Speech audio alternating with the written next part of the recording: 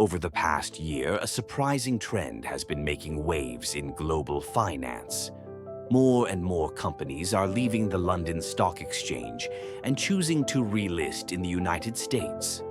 From tech firms to consumer brands, the US is emerging as the preferred destination for companies that want to raise capital, attract investors, and grow their global presence. So what's driving this exodus from London to New York? And what does it mean for the future of international business? Let's start with the big picture. For decades, the London Stock Exchange was one of the world's leading financial hubs. It was especially attractive to European and international companies that wanted access to global capital without crossing the Atlantic. But today, London's status is being challenged, and the US exchanges, particularly the New York Stock Exchange and NASDAQ, are pulling ahead. There are three main reasons why. First, the US market offers unmatched liquidity.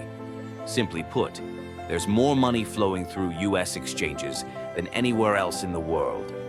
American investors are more active, hedge funds and institutional players are larger, and valuations often come in higher. For a company looking to raise billions through an IPO or secondary offering, listing in the US means tapping into deeper pools of capital.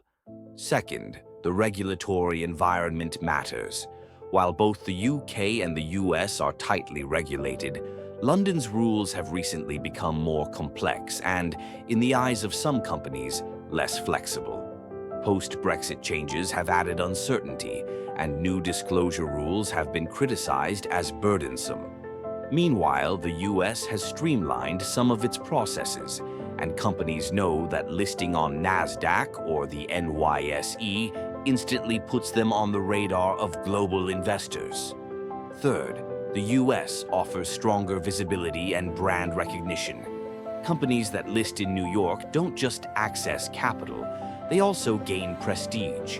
Being traded alongside the likes of Apple, Microsoft, and Tesla sends a message.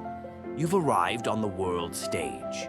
For global brands, especially in tech and consumer markets, that kind of recognition is priceless. Let's look at the types of companies making this move.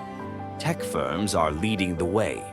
They're drawn to NASDAQ in particular, where investor appetite for high-growth companies remains strong. But it's not just tech. Consumer goods companies, mining firms, and even financial institutions are considering or making the jump. The message is clear. If you want maximum access to global investors, the US is where you go. For London, this trend is a challenge. The London Stock Exchange has been struggling to attract major new listings, and losing existing companies to the US only deepens the problem. Some executives have openly criticized London's low valuations, arguing that their companies are worth more in the American market. When companies feel undervalued at home, they look elsewhere for recognition and capital. So, what does this mean for US businesses and investors? For one, it increases competition on American exchanges.